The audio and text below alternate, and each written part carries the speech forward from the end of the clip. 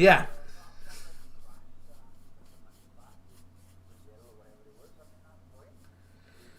Well, I think that now that the lockdown seems to be lifting, we will be doing more different things in the coming sort of weeks. And oh my god, the volume hasn't been turned on. Oh, friggin' hell. Right, that's better. Can you hear me, Rich? Can you hear me? I can hear you, yeah. Yeah, we've got volume now. Sorry guys, slight technical. This now debate has been rife. This right now debate has been rife with technical issues. This is why we're running late, and this is why things have been a little bit messed up in the last couple of minutes. So I apologise for that. There's been slight sort of technical difficulties on our end. So, Rich, you were saying there's not been a great deal happening in the paranormal field as of late. No, there's not been much. I've been, I keep an eye on it when I can. I watch like stuff that's going down on YouTube, and I watch investigators. More activity going on at the moment on Facebook. There seems to be a lot of paranormal groups posting videos at the moment. Some in our groups, which is the Paranormal Now Advertising, and a couple of our other groups. There's a lot of paranormal investigators sort of coming out the woodwork at the moment. So that's interesting. I've been trying to keep an eye on it, but I got to be honest, I don't tend to watch them because I don't like the way they investigate. So what's the issue with the way they investigate then? Because we've touched upon this on several occasions on the channel, but have we really sort of explored this? What is the issue with the way they investigate? Because a lot of them, we could be critical of that, but we were all novice and we were all green at one particular point we were all novice and we were all green at one particular point in our development. So what is it that they are doing? The sort of newer groups then that you find is a bit more sort of not good, if that makes sense. Well, they're not thinking about helping the spirits they're communicating with. They're not really thinking, if you watch them generally, they're not really thinking about who they're communicating with. They're taking ridiculous and insane risks. They provoke, and I mean they quite aggressively provoke, right? You're going into hearsay. So if you're going in to investigate a building or something, it's hearsay.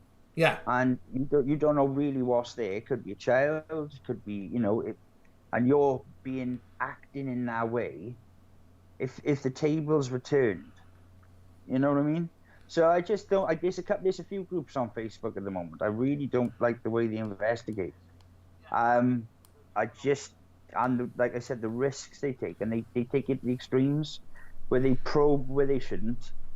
They sort of like glorify things they shouldn't.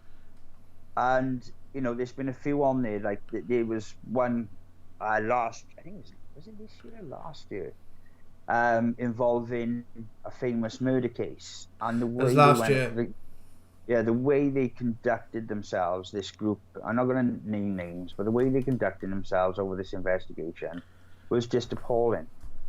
It was just appalling. I think you may as well give the name, but it's public domain, so you're not sort of giving. If you want to give the name, it's up to you. But no, I don't want to. No, because he's one of the people that is part of this group is really cliquey, and he doesn't like any of the paranormal teams, and I don't want to give him. To tell the truth, I don't want to really give him advertising. No, that's the truth of it. That's why I don't want to say the name. I don't want to send anyone in their direction, because if they do that, that's not how you invest. That's not what the paranormal's about. It's not. It's all great. We all like a scare, But if you want a scare, watch a scary film. You know what I mean? Do you think if you're going to see some? It's wrong. It's just morally wrong. I'm sorry. Do you think it's lack of knowledge and an issue with? The issue I found, this is where I feel, for me personally, it stemmed from, and along my journey, there is a disconnect between the perception of things like psychics, the paranormal, that sort of thing. There's a huge disconnect between what people think it is, how it's portrayed in films, and how it's portrayed. Like, I think a lot of the provocation come from, especially in Britain, from Most Haunted. Because you had people like sort of Carl and Stewart on Most Haunted back in sort of the noughties when Most Haunted was big, and they would always provoke the spirit. They would always provoke, right? And it was like, unless I actually came into contact with you guys, until I came into contact with you guys, I possibly would have known no different. Now, I did, because I had other experiences, but if I was coming just from the paranormal side of things, right, it's like, for example, is it symptomatic of the same thing as like the skeptics' example of ridicule mediums for being charlatans, you know, for basically fleecing people of their money, for bringing through dead relatives then, and that sort of way of thinking? Do you think that is like it's stemming from the same place, or do you think it's people that don't really have an understanding of the paranormal, just thinking this is cool, let's try this? Well, if you look at Zach, right? Good old Zach Bagans, right? And you know, he's been doing this for quite a number of years now. But if you look at the things he has, the price he's paid, right? With when he did the Demon's House, his eyesight deteriorating to the point, you know, when he's got to wear correctional glasses for the rest of his life. You know, he developed asthma. He has a special room that he sleeps in. You know, because he keeps getting spiritually messed with. You know, that if you're gonna emulate someone, find out what they've been through, or find out the consequences of the cost.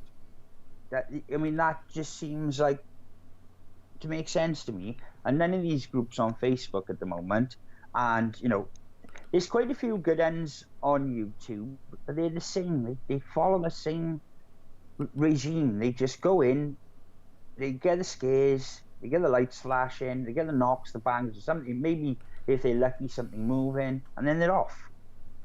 You know, you don't. It's a lot more to it than that. I bet if we really investigated that place, the story would be incredible.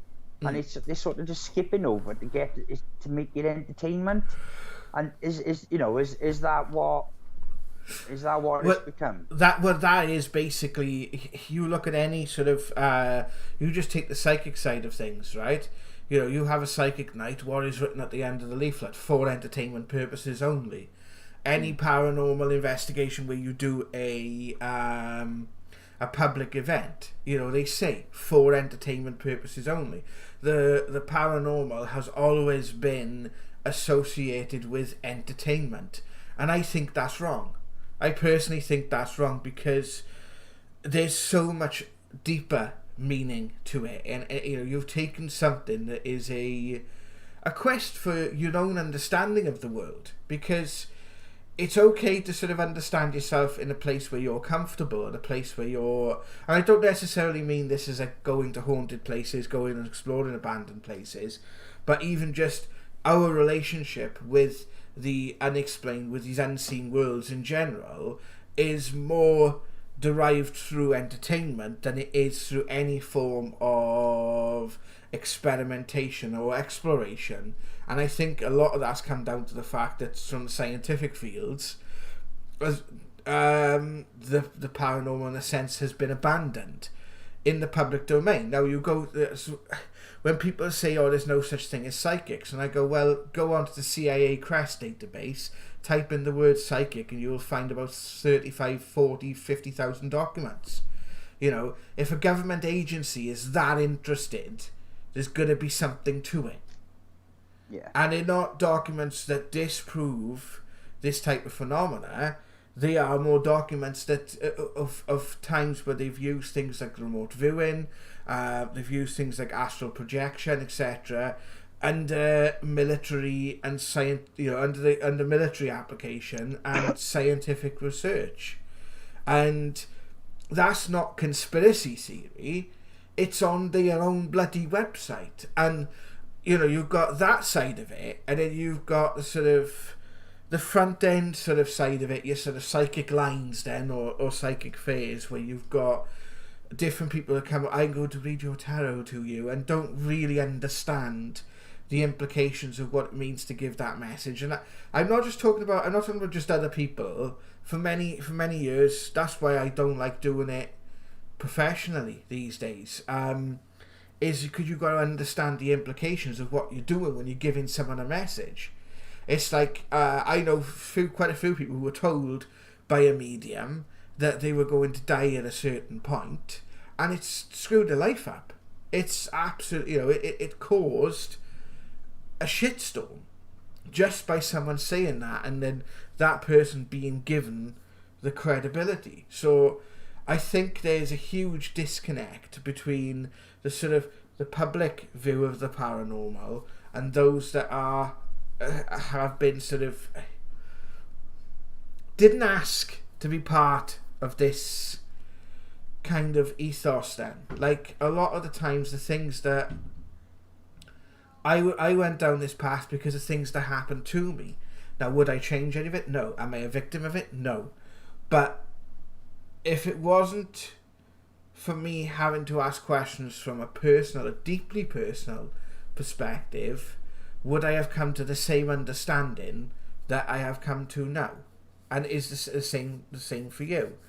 So, if there is a disconnect, how do you bridge that gap in understanding then, I suppose? Well, yeah, it's a lot deeper than it, it's a journey, the paranormal. It's a journey. It's not just like going out and just, like you said, going to the places and try and get the scares. There's so much to it, and if we really, it'll drum up, and if you're not careful, it'll drum up questions that maybe you don't ask. Yeah. And you might even get the answers to those questions. Yeah. So you can, it'll push you, and it's something people really need to be aware of. In the years that we've been investigating, and before I was investigating, the consequences, and the things it's drummed up, and the place it's left you in, because, reality can be crazy enough. You mix a bit of paranormal in there, and you've got yourself a tornado of nuts.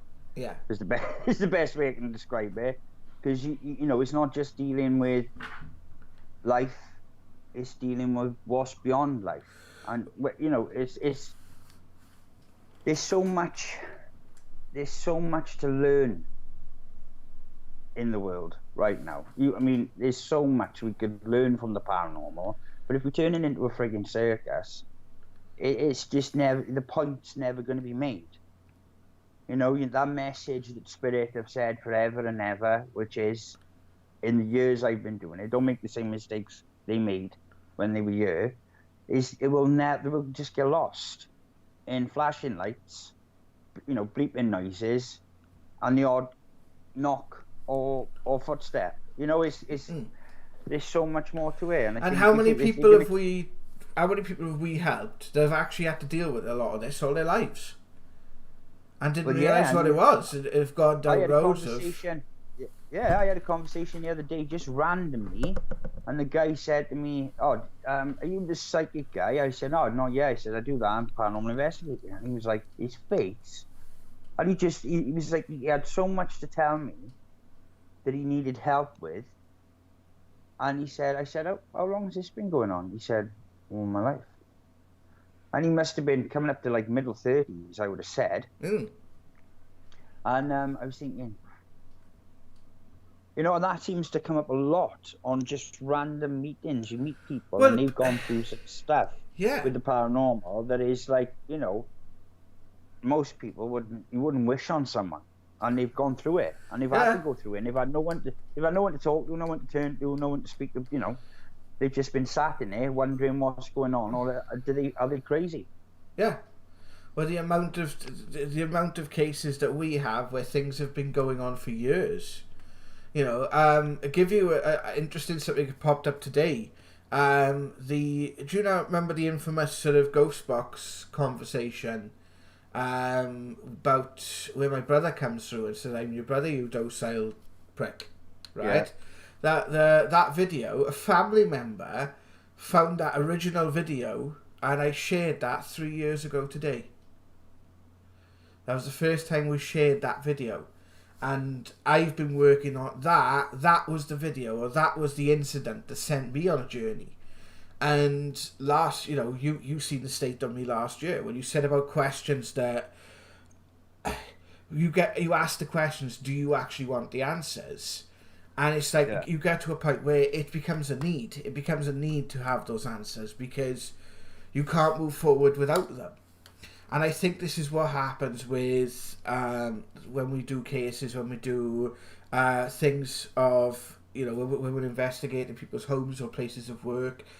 They come to us when there is literally a need, and when it becomes a point of not just I'd like to get this investigated. It is a need. They are like at that point of being at their wits' end. And how many times have we been in that sort of situation before?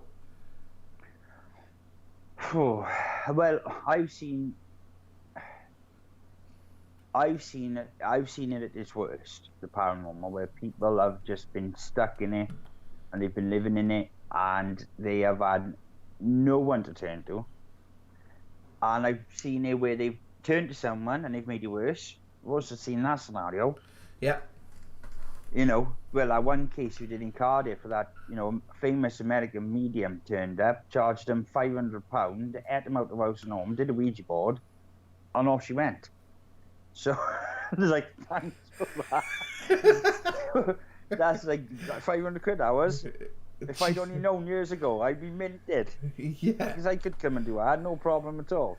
I'll come and eat you out of the house and home and do a Ouija board and, charge you money and jog on. I wouldn't have a conscience after it, but, No, I wouldn't sleep. She probably did. I bet she had a food coma.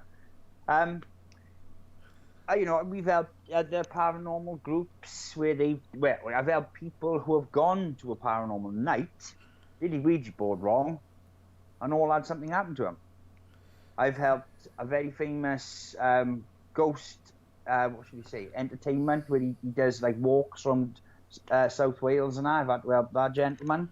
Mm-hmm. Police officers, doctors, nurses, solicitors, you name it, over the years. Oh yeah. It doesn't single anyone out. So it's. I can't go to a hospital anymore. Well, I can't go to a hospital much at the moment anyway. No. But every time I used to go for my sort of yearly checkup, because I have a yearly checkup for my heart, the doctors would be probably more interested in what I did for a living than what was up with my health. Yeah. I spend about, it's like, it's like, how's my ticker, doc? Yeah, it's fine. So what do you do for, what's all this about the paranormal then? I'm like, well, is my tick? Yeah, your tick is fine. The same as last year's. It's all good. I'm being slightly facetious here, but that is kind of the dynamic that we've had. Like, I had it in a dentist, which was bizarre because the guy had his hand in my mouth and he was going, "Well, that's interesting," and he was asking me questions, and I was like, and he was like, "Oh, isn't that fascinating?" You're talking to the other nurse, and he's like, "Fascinating. What about this and what about that?" And I was like, "One, you've injected my face, so now I can't see. I don't know what you want to say." That was odd. That was, but I literally, doctors, anybody that brings it up, because I'm not shy to say it, because years ago it might have been a bit like it was more of a sort of a gimmick. And you just said, "I'm a paranormal investigator." Years and years back in the day, I would have been like, "I'm a paranormal." Now it's just like, just investigate paranormal, like. It's like that. It's like, oh god. It's like being in like a fight. Yeah, I just come back from a war or something. Like it's like that. Like it's I don't think it's that bad, but well, I don't know. I got PTSD out of it, so it can be. Yeah, me too, actually. Yeah. So no, it can. It is. It's extraordinary. It is a battle of, it's like thinking outside the box when you investigate. Now that's something which I wanted to talk about when we were on about it the other day doing videos. Yeah. And thinking outside the box is priority when it comes to the paranormal. Just even sort of like investigating it, like the one we did with the reincarnation. I mean, how much we had to think out the box on that was pretty insane. So it's this. There's so much. It's so much. You can just go, and I'd love to speak to these groups. There's too many of them at the minute, and I'd love to say, right, I just watched a bit of your video, and what you did with it, these are the scenarios that could have happened because you weren't thinking, right? When we had a group. If you've got a group of people, and as you know, we've met lots of groups over the years, and if you've got a group of people that don't really get on, Yeah. and then you go and investigate the paranormal, Yeah. right? Wow. We've got to be very mindful of anything like that. Anything at all. You've got any gripes or any problems or any beef at all, and you hold on to that, and then you go and investigate the paranormal. Woe betide. You were going to be in for a rude awakening. So. Well, yeah, I have a question from the chat. Oh, okay. So I have a question from, I think a lady's either Emma or Gemma. I'm sorry if I got your name wrong. It is a bit small text. I'm reading it off my phone.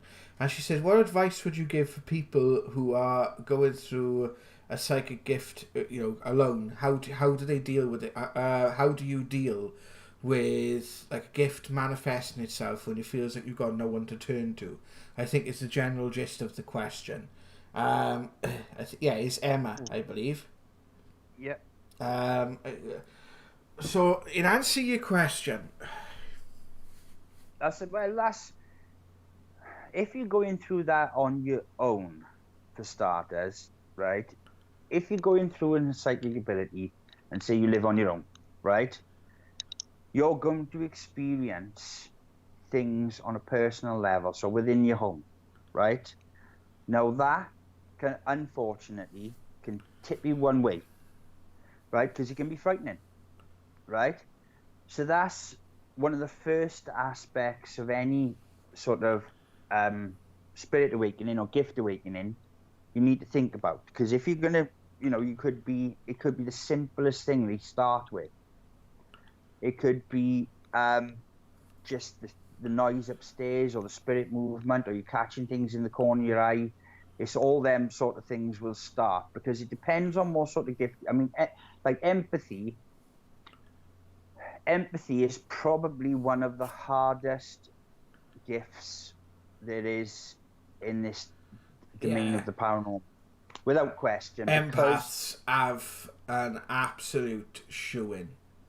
Because you read so much, you pick up so much from people. They give you what they give you, visually and verbally, but what you pick up beyond that, what's inside. Yeah, it's not so much that with an empath, it's like a second sight. It's like a second sight. So a lot of the times you will have you can have various degrees of empathicness, but I would say a couple of things. First of all, firstly, keep a diary or document your experiences somehow, because that will allow you to identify patterns, and it also takes a lot of the scare away. And when you do eventually come to talk to someone, that's what I would say. Basically, it's an aid where you can talk about things like what are you dreaming about, what are you experiencing, what activity is happening, and how is it affecting you. Okay. Secondly, is to find places. If you can't find places in your community, look for people and places online that can help, and look at people that you might feel drawn to. If you want to join our Facebook group, which is Paranormal Now Investigations, and you want to ask us some questions in there, we are more than happy to offer some advice and guidance. If you feel like you're going through this alone, that's not a problem. what I would say is talk to people. So find things like spiritual groups, spiritual forums. That's what I did, because I didn't find that going to a circle, for me, Richard, for you it was obviously the opposite, but for me, going to a circle did not work, because I felt that it wasn't an atmosphere that I could share comfortably what I was going through, because A, a lot of it was personal, and B, a lot of people don't really... Circles, a lot of the circle, if you go to a circle, you've got to find the right one. And sadly, a lot of circles are geared up to getting you up on stage giving readings. They're not geared up to explore, for you to explore what the experiences you're having are and what they mean for you. And that's the issue I have with circles, because a lot of them are done in a certain sort of way. Now, you do get, you obviously do get good circles. I know the person that, I didn't know her personally, but the lady who taught you, Rich, I know my family had been to see her, and she'd actually did some work with my mother. So I knew she was very old guard, the lady that you're, that you initially worked with. She was very much old guard, in a sense that things were done in a nuanced sort of disciplined kind of way. That's from what you've told me. Unfortunately, what I find with circles, you've got to watch out for the person who's running it. A lot of the times it becomes about them and not about you, especially if you display abilities that are stronger than the person running it. You can be in for a world of hurt. Sadly, the spiritual community is a lot of the time anything but. So what I would say, if you're going to try things like circles, try development groups, try going along to a few circles. Don't just stick to one. Try things like development workshops. I've been to some brilliant development workshops, and try a bit of everything. So like when I was developing, I didn't have much interest in crystals, but I went along to a crystal development workshop just for the hell of it, because it gave me a lot more of an insight. And what it also does is it provides you a pathway. So you might, what I found for me personally, the person who did the crystal workshop also did past life regression, so she could help me with some of the past life memories I had coming through.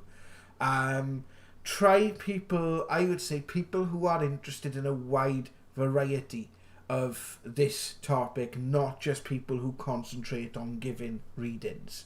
Because just because you're having these abilities manifest doesn't necessarily mean that you will end up being the next Derek Acorah or the next James Van Prague or whatever.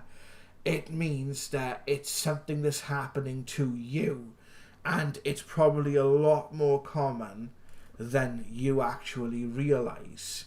Even look at things, I would also say research the science of it, research different aspects of it. So find aspects of it that actually interest you.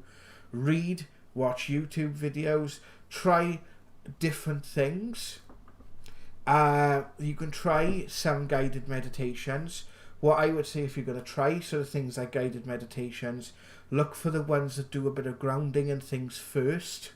There are plenty of good ones out there. And that's basically what I would say, is ultimately this journey, whether you go down the circle, whether you go into when you go, there's people who've gone through the scientific route, whichever way, the religious route, the paranormal route, whichever way that you go will ultimately be your own. So even though you have other people that you can eventually communicate with, it is ultimately your own journey. This is about you. Ultimately, for me, when a psychic gift manifests, ultimately it's about you getting to learn and understand about you. And that's where those sensitivities start to come in, because they're not, people say they're like a gift that's been given. They are an ability that's manifesting, just like any other ability that we may have. Well, firstly, if the way, if you don't get to join the circles or do the groups, right? You can test little things with the environment. So say if your gift's more aimed towards the empath, so if you go to say you obviously go shopping or something like that, or in the presence of somebody, right? You can ask them, just say, see what you're feeling first, and then ask them, are they okay? What have they been up to? If they tell you, if you're feeling, the good way to test your ability, if you're feeling all of a sudden you feel a bit of elation, and they tell you like they're thinking of something joyful, right? Or if they're telling you they're having a really hard time and you're feeling neg, it's a good way to test your ability and where it stems with you, right? For starters, you can, I mean, yeah, you can join the circles and do all that, but that's a bit more. That's a big deal. You've got to be a certain type of person, I think, to join a circle. Because I've only known, in all the paranormal cases and all the life I've had doing the paranormal, I've only known a handful of people to actually join the circle. So that's a good way of testing. So if you go to hospitals, you're feeling anxious or anything like that, and pick up on the environment. And if it's a psychic ability and you've got people around you that don't believe you and are not buying it, that's unfortunately a bit of a burden to bear when it comes to the paranormal. Yeah. Until you see that thing that gives the validation, until you prove it, you're going to be in that scenario. You're going to find it. You're going to come up against it. You're going to have people who disbelieve. That's the way of the world. Yeah. With spirit, it's really awkward if you're outside. If you're in a church environment, or you're in a setting where people have actually physically gone to see if they can pick up a message, you can feel a bit more free to open up. If you're just like with your friends or you meet someone and all of a sudden something comes in and you're not sure about it, and you're thinking, and it feels like something's trying to tell you something about this person, it does take a big pair of cojones to actually physically say that to a person. Yeah, absolutely. To bring that subject up. But it's very. I'm going to tell you, it's very hard. It can be done. I've done it. I've knocked the door. Yeah. I've knocked the door. Said 16 years after a person's lost someone, I brought that person home. So it can be done. You've got to sum it up. You've got to understand how important it is. Like anything, how important it is for spirit to get that message across. What they've gone through, the lengths they've gone to, and what the message means for that person. It's the simplest thing, yeah. And it will mean so much to that person. But I think, Rich, if people open up without actually having a frame of reference for it, they can put themselves in a world of hurt, man. Can you imagine if someone, because the amount of times, especially an ability, right? This is something that used to happen to me, especially if you've had a drink. Right? When my ability was manifesting, because that's what would happen to me. It would literally, and it would actually put me in some really bad situations, because some people can be, you've got to like gauge the situation as well. There's plenty of times I've had to give messages without actually saying where the messages come from, and they're not just like, your nanny's with you when she loves you. This is like really, really like life-changing messages. And I know if I told that person where it come from, they would have just done the opposite, just because they are so opposed to where that come from. Yeah, if someone's actually sat in that situation, they need someone to guide them through it. I'm sorry, but they do. Doing that on your own is... I did that on my own when I started giving readings and stuff, and I had things thrown at me. Yeah, you need it. It is better to have someone who's been there and had the t-shirt, but like they learnt off someone and they learnt off someone. Yeah. I know personal mediums who do very well, have never sat in a circle, and they've learnt on their own, and they make they make a living out of it. Yeah. But it is, you've got to expect it to be consequences. Yeah. If that person has passed recently, there is personal responsibility. It is one of the key factors. You've got to know that might have a backlash. It happened to me in a bank. I passed this message on. This woman come in, the spirit woman come in. She wouldn't leave me alone. I'm trying to sort out my life and my finances, and she wanted to get the message to this young lady who was sorting out my finances, who worked for the bank. I said the name. I knew the girl took it. She said, why? I told her. She said, oh my God, I'm a Christian. That's the devil. I was like, oh. And Gwen would warn me about this. She said, they will put you in a spot. Yeah. She said, if you, because spirit, they'll push it because they're people. People push their luck. And I said, look, one of us is right. This is the message. She wants to tell you, you passed this thing. She's really proud of you and she loves you. I said, I don't know what the devil's got to gain from that, but that was the message. I said, so one of us is in the right, but you are going to come up against that kind of stuff. You really got to be, it's a big deal giving a message, and it takes a lot of responsibility, because you can say, imagine you tell someone they're going to buy a motorbike, they buy a motorbike, they have a horrific motorbike accident. Would they have bought the bike if you hadn't said, and who are they going to point the finger at? So I don't think it's just that, like you just said. Sorry, I want to cut in. I do apologize to cut you off, but it's something that you put there and you didn't. I think is a point that needs exploring. When you just said spirit push you, but they are people and they do it just because people push their luck. I think there's also another reason for that as well. It's because they are trying to actually help you on the other side. A lot of the time, even though you get advice and guidance from things like circles and mentors and different things like that, the relationship is ultimately between you and spirit. You and, whether it's your spirit guides, whether it's... Yeah, but you're not always gonna get spirit who know the rules. No, I know, I understand that. But there are going to be times where you are going to be pushed out of your comfort zone. So they know kind of where you're at with it all, because they are trying to get you from point A to point B. And also, I think it's because a lot of the time, you do actually need to be... I wouldn't have moved forward if I wasn't put in those positions. That's the only thing I wanted to try and highlight. Sorry about... you think about that situation you had in the bank and what she said to you. You know, would you, if you knew she was going to have that reaction, would you have asked the question? Probably yes. I would have still pushed it on her, because this lady, I didn't feel nothing but love. Yeah. The message was of love, and it was the girl's hang up, not the spirit's hang up. Yeah. So I found that as I've dealt with the paranormal through all these years, I've taken, as you know, we did a case, and this is quite an powerful story.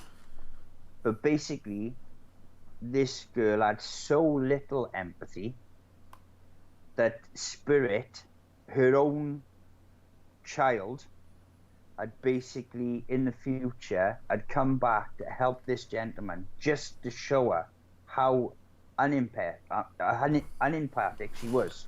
Yeah. Right? And now you've got to sum up who's in the right. What's the message for? Like, if this person is grieving in a really severe way, because you can actually, believe it or not, grieve in a really negative way. Yeah. Which can hold spirit here and cause you harm. Right? Which makes sense, yeah? But it holds spirit here, because spirit can't move forward if you're in that state. Right? This is so much, and you do get people who were quite forceful and, you know, quite angry in their life, and they want to give a message across. Now you've got to think to yourself, do I really want to pass that message on? What is the message? So this is what I do as a medium. I say, right, what's the message first? What is it you want to say? What do you want to say? And they'll sort of give me a hint. And if I think that that's going to cause that person harm, then I will say, look, I'll tell them in my own way what I think is going on. There's so much, it's like personal responsibility, there's so much to it. Mediumship.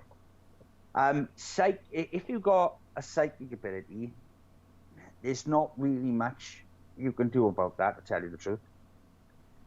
because you get a psychic ability from the research I've done and from my own ability fluctuates so crazily randomly, right, that you couldn't plan it if you tried. You couldn't. It's not something. I mean, you can do like the remote viewing. You can try and enhance it. People have done through lots of famous people have enhanced their ability, but with psychic ability, there's not much you can learn about it in a circle, really. You know that's all you've got to know is your thoughts can probe somebody else's thoughts, and from that, what can you really expect to happen? Right? It is a very shocking ability, and it can be, like I said, it fluctuates. It can manifest from one form to another form in the same person. But like with mediumship, yeah, Jazz is right. You are better being with someone and sitting in a circle, because one, it helps you validate. Two, the people in the circle are just probably as unconfident as you, and you might not know these people, and it's in a spiritual setting, and the person running it's not so much a circle, it's more so much a mentor. You need people who you can talk to this about. It doesn't necessarily have to be a circle. You just need people that you can express what you're going through and what you're feeling. I'm not on about picking up messages from Ant. Yeah, and the protection. Protection. The person will know to protect that circle. You might not. Yeah. And that's something you genuinely, really, really seriously, all seriousness, you have to be aware of protection. I think I summed this up a little bit by a lady asked me the other day a question. I can't remember exactly why it was. She was basically just about developing, and she said, I said, look, you've got to sort of do things in this specific, not specific way, but you've got to do things in a way that empowers you, and you shouldn't do certain things like go in and just do a Ouija board without understanding it and things first. And she goes, well, is there like a non-emotional reason why this is? And I said, yeah. I said, you wouldn't send a firefighter into a burning building and expect him to learn how to put out the fire. You wouldn't send someone into a chemical lab and expect them to mix chemicals without any unless you're the British government, without any sort of personal protective equipment. It's like anything else. You've got to learn how to use it. It's not just something that's. It's like you can have the raw ability to sing, that you might have a good singing voice, but a lot of people who tend to go down that road will actually sort of develop that singing voice if they do it professionally. It's like any other craft, any other pursuit. There is you have to learn it. You have to understand it. You have to understand what you're dealing with. It's like if you have a haunting, for example, and that haunting is rooted in let's say you're dealing with someone who's like a Muslim family are being haunted. They will have a different understanding of what you're dealing with, and therefore it will manifest in accordance with their understanding and not yours. So therefore you have to have an understanding of what their understanding is of this sort of thing. If you have a spirit that passed that's causing havoc and they used witchcraft, for example, you go in there with Christianity, they're going to laugh at you. They go in there with a Bible and a bit of holy water. You've got to sort of understand the nuances of what you're dealing with, because essentially at the end of it, what you're dealing with is a person, and that person's going to have thoughts, feelings, belief systems, biases, that sort of thing, just like any other person. It's like if someone come into my house and had a Bible and sort of put their hand on my head and I cast the devil out of thee, they would have probably two words shouted in their direction, followed by probably some heavy object. The second word would be off, and the first one you could take your pick. There's plenty to choose from. So, yeah, absolutely. There's something else I want to sort of pick up on very briefly, and I've noticed this. I've noticed this for the last couple of weeks. Yeah, but we don't treat the sorry, Jazz. We don't treat the parent. If whatever your belief is, we'll accommodate. That's what I was trying to say. That's what I was trying to say. Yeah, we don't. Yeah. It is. We don't. Yeah, we have to try and sort of look at it from the perspective of, from a holistic perspective, in the sense of, where is this coming from? What was your relationship with this spirit? What's your relationship with a spirit in general? What's your relationship with the being that you're dealing with? Because not always spirit. There's other beings that people have encounters with as well. We tend to fight fire with fire. Like what I think what you were trying to say with the Christianity thing. Then, that's just in your home. Like if we are doing something and we are dealing with witchcraft, we deal with it with witchcraft. I know you can deal with the same thing with Christianity, like you can deal with anything, but we try and look at it on that sense to reverse it. So whatever we come across, we use that knowledge to look into it. That's what I was trying to come across. What are you looking at? Well, me? Yeah, because you're very distracting. What do you mean? You just seem to be looking at something off camera. Has there been anything more? I'm looking at my phone. Yeah, no, I'm just checking on my phone. Yeah. I'm trying to see this. No, I'm trying to see. My phone keeps cutting out when it's on. It doesn't hold. Oh, we have more messages on the chat. Right. Let me just go from my phone then. Okay, so just going to read quickly. So I've got a message here from a gentleman called Paul. My mum passed away. We wasn't close, but I always wanted.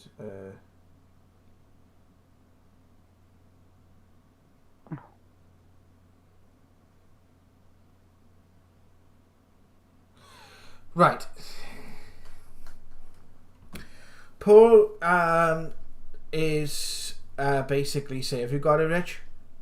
No, I completely lost the live stream.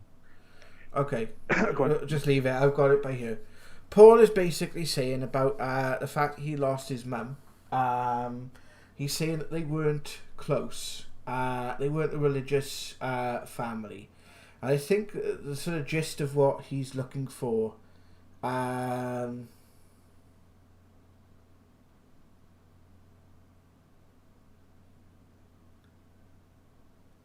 I'm just reading.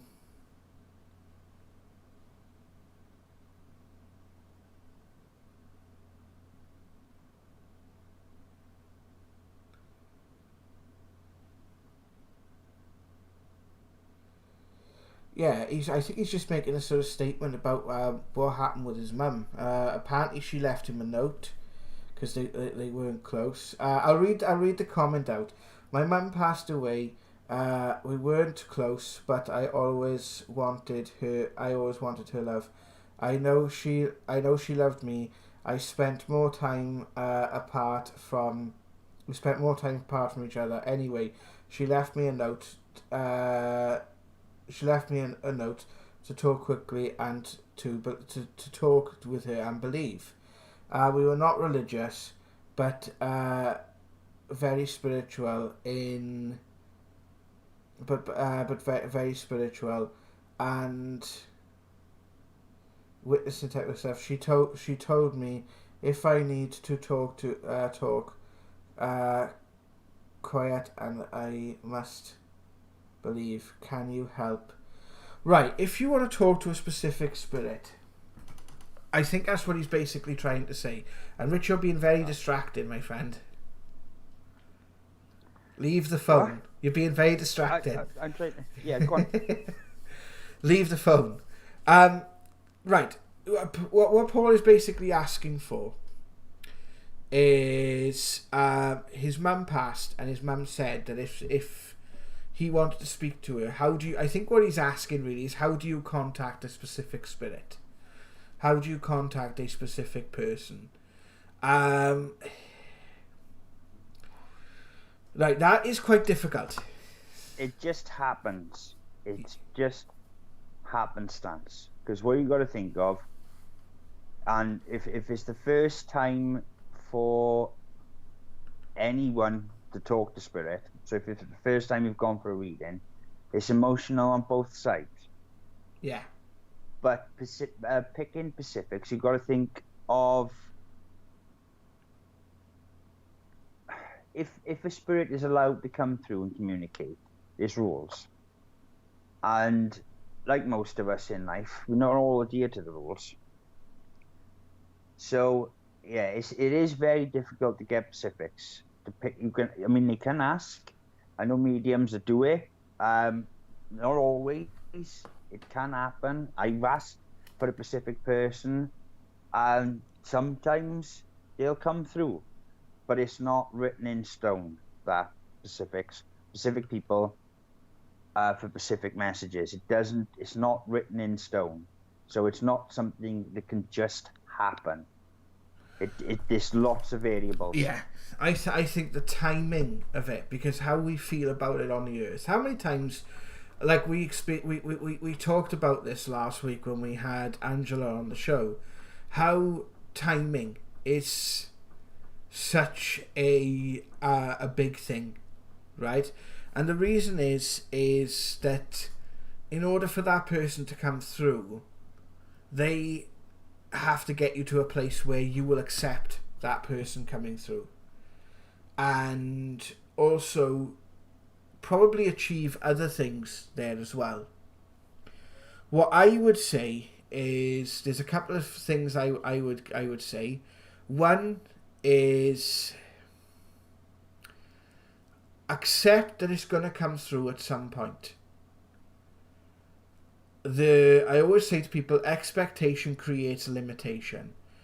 If you accept it's going to come through at some point, you're allowing it for it to come through in the best possible way. Now, that can sometimes take a long time. Spirit don't think of things in terms of days and weeks. They think of things in terms of years and decades. When Spirit says something is happening soon, they can mean 6 months to 3 years. As not that those specific times, but they can mean something is going to happen relatively soon. To them, relatively soon can be within a few days, within a few months, or even sometimes within a few years. Because in order for certain things to happen, sometimes there are certain things that have to happen around you.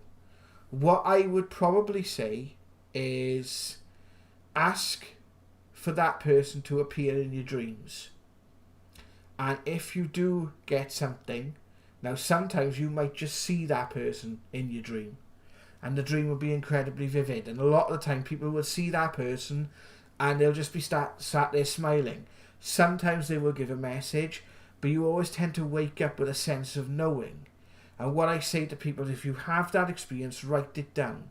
Because as you go throughout the day, that feeling of knowing will tend to subside slightly.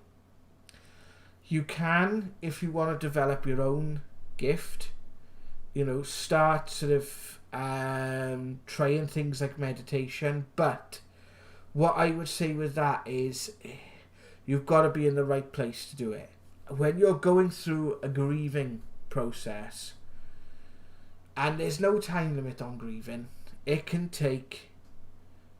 take as long as it takes.